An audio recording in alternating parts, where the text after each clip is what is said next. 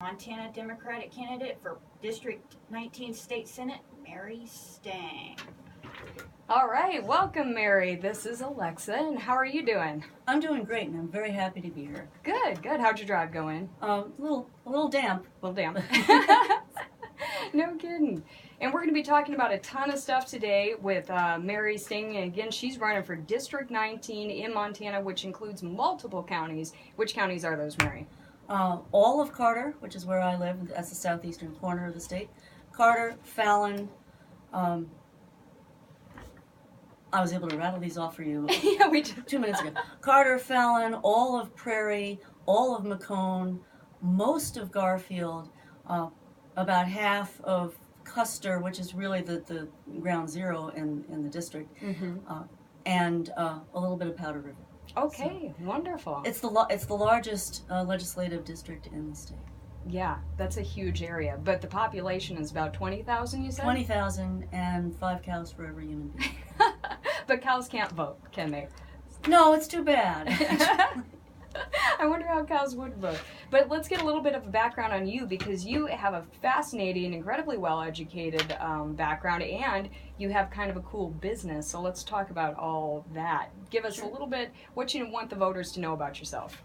Okay, well, I'll get it out of the way first. I was born and raised in New Jersey. Means I'm not from around here, obviously. But I have to assure people in this part of the world that New Jersey doesn't just produce Greg Gianforte and Tony Soprano. You know, it was a great place to live. It was a great place to be from. And the reason I mention that in part is that in a lot of the advertising that you see in on both sides in campaign literature in this part of the world, there's a real emphasis on being a native Montanan, being from Montana. And I appreciate that, I really do, because especially given the really rich history and culture of Eastern Montana, that being able to say, yeah, my family's been farming or ranching here for over 100 years. There are on our place. There are some old abandoned homesteads now that we understand Woodrow Wilson himself signed. Wow. The deeds for, you know. Oh yeah. And there's an incredibly rich history there, but at the same time, it's a complex history.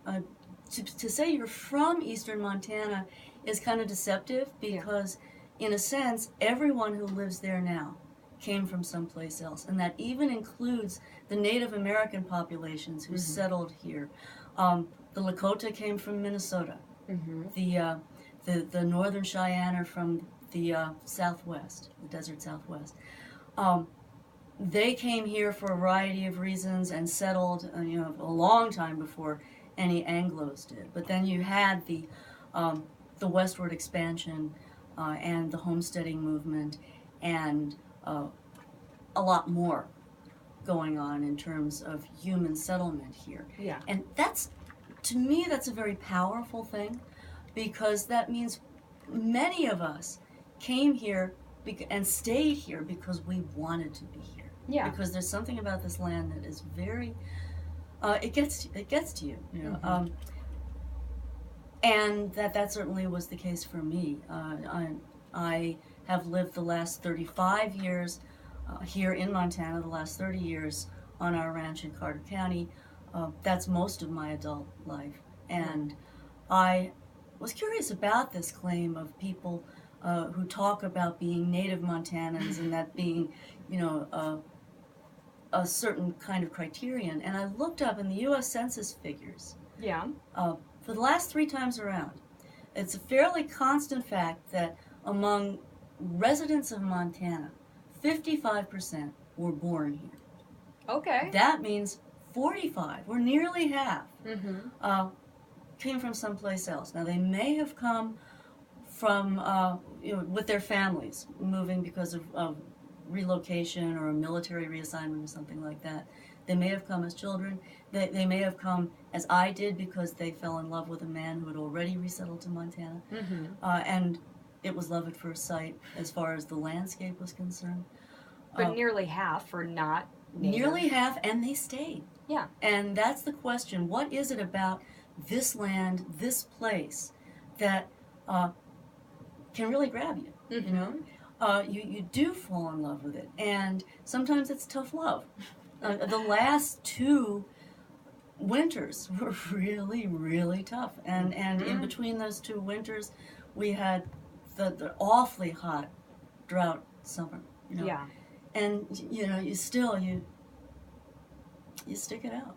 Oh, absolutely. And I think that that sense of a native, you know, I grew up on a farm, all this stuff. In South Dakota, we saw at least, you know, Krebs got outwon by Dusty Johnson for the U.S. House seat, and she really pushed hard on that. I'm from South Dakota. I grew up on South Dakota farm.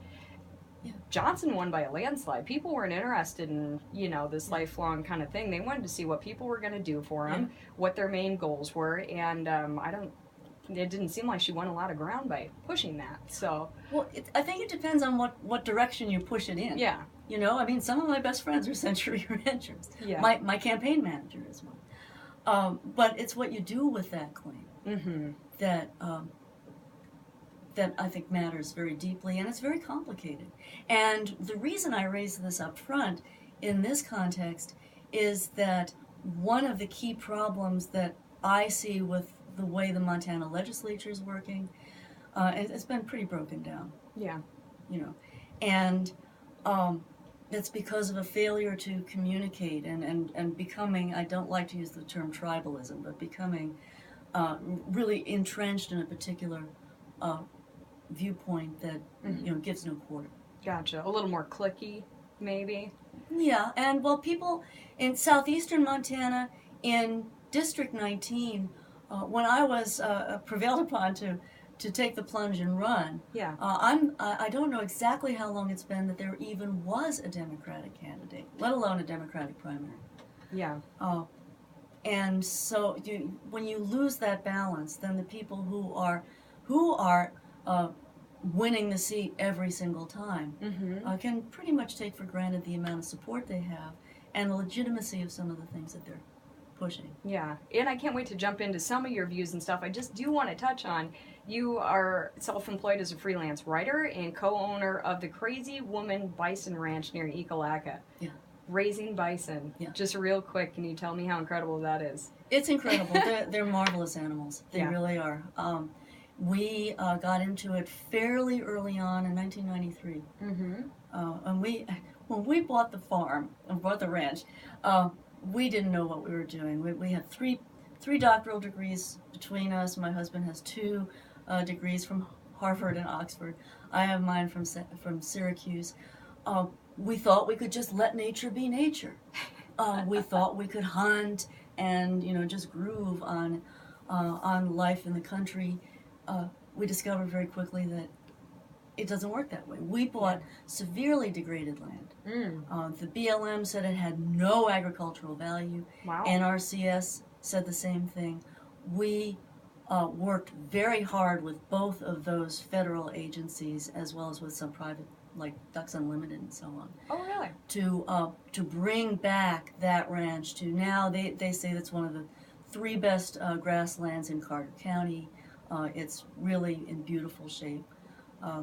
And it was a very important process for us, and we learned a ton doing it. That's incredible to take the land and turn it into something that's working so well now. And one of the top 3, you said? That's generally what they say, yeah. Oh.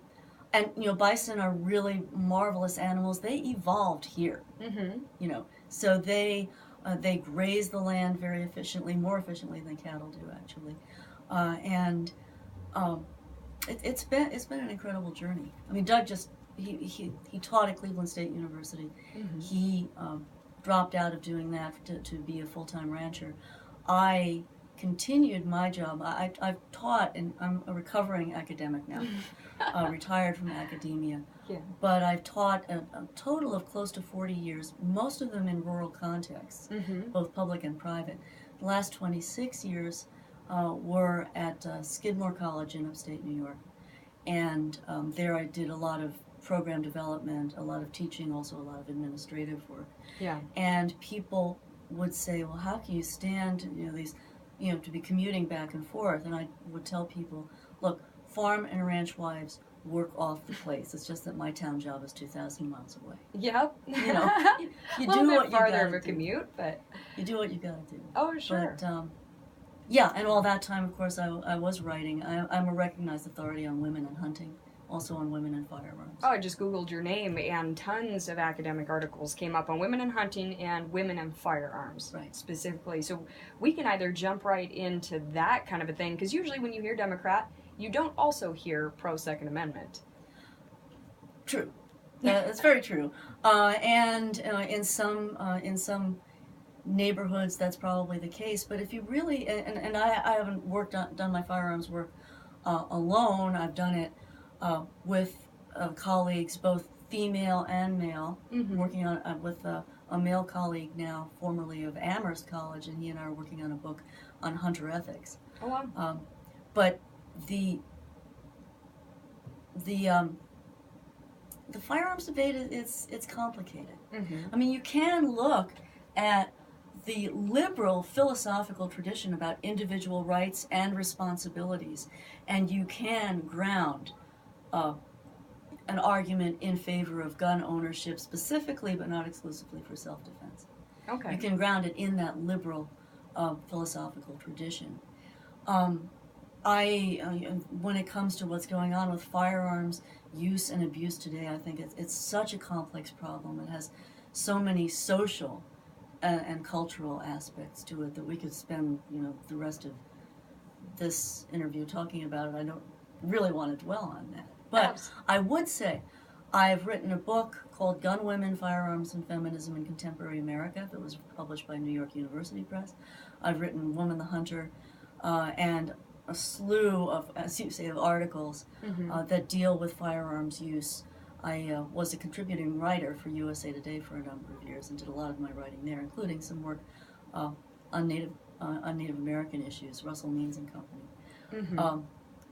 And what makes me happiest is that my book on women and guns was well reviewed by Ms. Magazine and well reviewed by American Rifleman, the NRA publication. Oh, really? And if you can get both sides to say it's a challenging book, but it's fair-minded and it presents the issues, in well-researched fashion, if you get both sides of the publishing world to agree on that, I'd like to think you could get both sides of the Montana legislature to agree on that. Yeah. Well, to agree on anything. Sure. I mean, that's been a real stumbling block for the legislature these last few years. Any particular issues or just overall?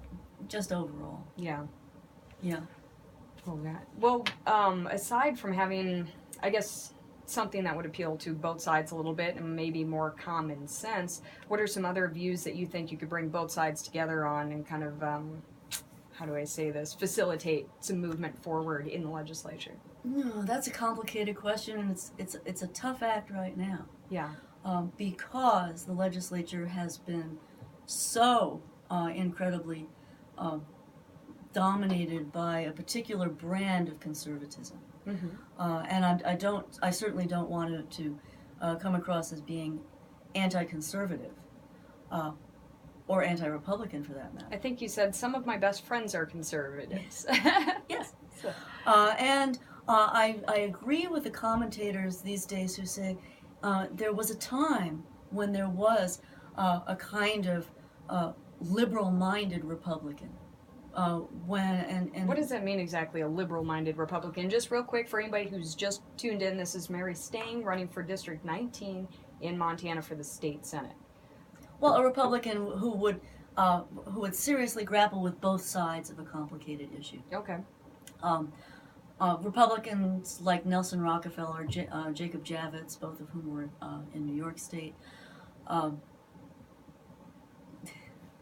I'm trying to think of one from west of the Mississippi offhand, but on both sides, people who were willing to look at the complexity of social and political issues, and to make to exercise the delicate art of compromise, which is what politics is all about. I actually just was reading an article yesterday about Gerald Ford, as the last of that sort of breed of Republican, who was willing to bend to the point of almost breaking when it came to taking unpopular positions that were unpopular within his own party. All right. And I think the first step, to get back to your question of what the legislature can do, I think it has to do with getting down to brass tacks on some issues that are on the horizon that are really going to be very complicated. And some of those issues being? Thinking in terms of my own district, the XL Keystone Pipeline. Okay. The judge a couple of weeks ago handed down a decision that clears the way for the pipeline to develop, and it's going to go smack through two of the counties in District 19, Macomb and Fallon County. Now, obviously, there are some real arguments for that kind of development. Over the short term, it creates jobs. Over the short term, it's going to create a lot of tax revenue. But the question is, what's it going to create over the long term? Sure.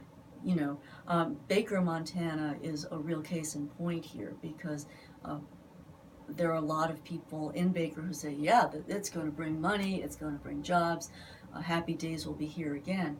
If you've been in Baker or through Baker recently, you've seen what the tornado did to Baker Lake 2 years ago. That is virtually a Superfund site now, because so much stuff, I mean, entire trucks and agricultural machinery were lifted up by that tornado and dropped in the lake. Oh my! And they've been in the business of draining the lake, trying to get the place cleaned up. And it's that in itself is a challenge. Let alone what we might be seeing with a Keystone XL pipeline, which transports the dirtiest fuel there is, those tar sands. And you may have heard, and I'm afraid, I don't remember where it was, whether it was in southern Ontario or in North Dakota, but there was a state-of-the-art pipeline installed. They had the ribbon cutting ceremony. It was all set to go. This was the one that was going to be foolproof, and it failed before the first 24 hours were over. And we know about the situation in the Yellowstone with the oil leak that is still going to take years to fully clean.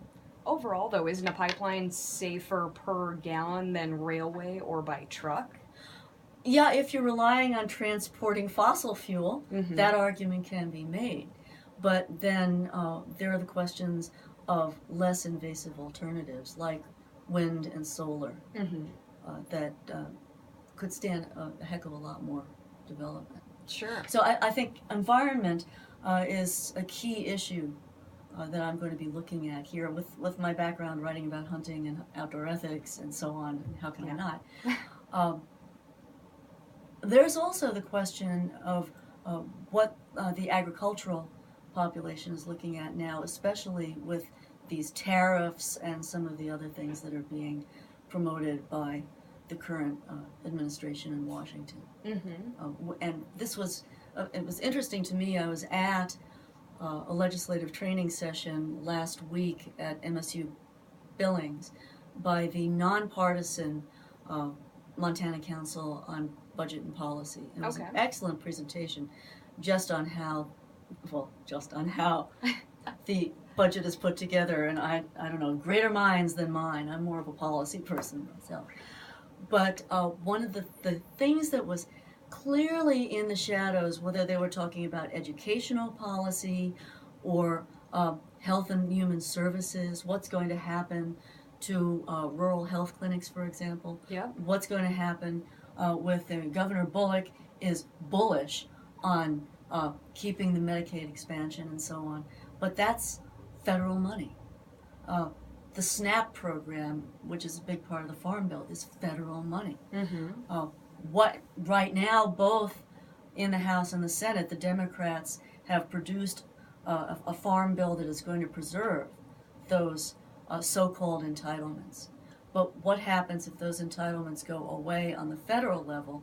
Then the state of Montana, state of South Dakota, they're going to have to be dealing with how to replace those funds. Otherwise, forget CHIP and SNAP and school lunch programs, Meals for the Wheels for the elderly. You know, these are all issues that are going to be arguably confronting us in the very near future, and it's the last time, therefore, to fall back on the arguments that I would say have become too comfortable among too many conservatives to say, we want to keep government out of our lives, we want to deregulate, we don't need that federal money, we can cut costs. Well, frankly, we can't. Okay. Gotcha. Not without great detriment to the people who can least survive it. Okay. Well, there's been, that was a huge point of contention among South Dakota Republicans, and we heard a lot about that. Definitely going to continue to be an issue for most every state, I think. Not, Montana not excluded. So we'll see what happens there. What's, you've got a saying, unity through community. Right, that's my campaign motto. Campaign motto. Would you like to explain a little bit of what that means to you? Well, what that means is the idea that, we're all in this together. And particularly a population where, one of the things that I learned about early on in my experience as a rancher is this is an occupation where you cannot count on the weather. Except you can count on the weather to be bad on a day when you've got to make a doctor's appointment or catch a plane or something like that. Or go to a radio show. Or go to a radio show, right. Real quick for anybody who tuned in, this is Mary Stange. She's running District 19, Montana State Senate. So, yeah, continue with that. Just want to let everybody know. So anyway, yes, you learn that you have got to deal with the unexpected and expect the unexpected. And you got to deal with it. It doesn't matter what else you might have had on your schedule. There are times when a snowdrift takes down a fence in a pasture, and you got to get that fence shored up before your bison go visiting the neighbors. You've got to deal with water shortages, with crop failures of various kinds, and a lot of these are things that they're out of our hands. They're really not. You learn as a farmer, as a rancher, how much you don't control in your own life. And so that really makes it important to work on the things that you can control and to work collaboratively. Yeah. And I think that's, for me, where this idea of unity through community comes in. That we are better, we are stronger when we're communicating constructively and positively with one another and working together. And in the legislature, do you think that can help that bipartisan relationship a little bit in that way too, working across those party lines? I'd like to hope it can. But to be truly bipartisan, we need more Democrats in the legislature. Yeah. And one of the reasons why I agreed to take on this run, I have never run for elective office before, was that I do believe it's important to have articulate, democratic, progressive voices in the conversation. Okay. And there are quite a few of us out and about this year, so. Oh, yeah? Yeah. In the whole of Montana, then, running for... Well, the whole of Montana. I mean, Missoula and Bozeman and Helena believe that they are the Democratic Party of Montana. Some of us in the East are hoping to convince them somewhat otherwise. Gotcha. Alrighty. Well, let's talk about some of your main campaign priorities. You've got education, environment, economic justice. We haven't talked too much about education yet. What would you like to say on that point? Well, certainly with my own background, how can education not be important to me?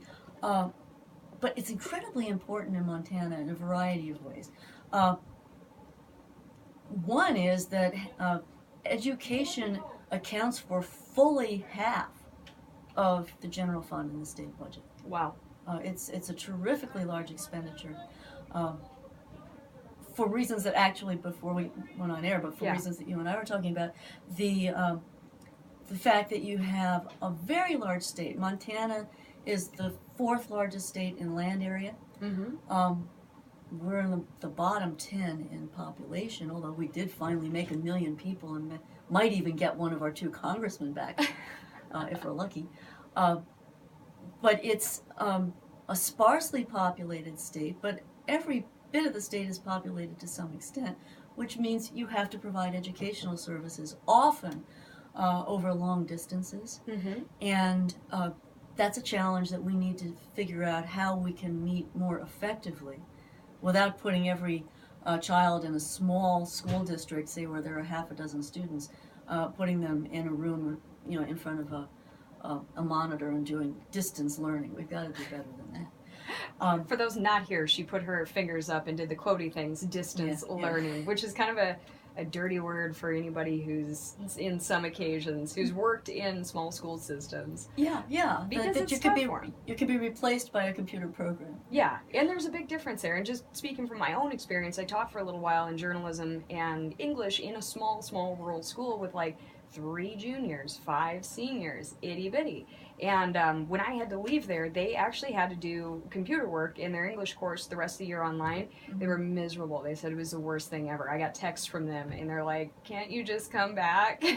Well, I'll tell you, at every level, distance learning can be a real crapshoot. Yeah. I have taught an online course exactly once in my life, and this was a course that was designed to really appeal to the kinds of people who like to take these. This was actually in something that a program that Skidmore had that unfortunately went by the wayside. It was called the University Without Walls.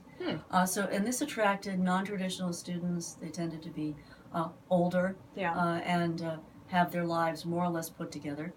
And the course I was teaching, this is so bad, I blanked on even what it was about at this point. It was not a pleasant experience. You've tried to put it out of your mind. Well, in part, it was one of the things you can do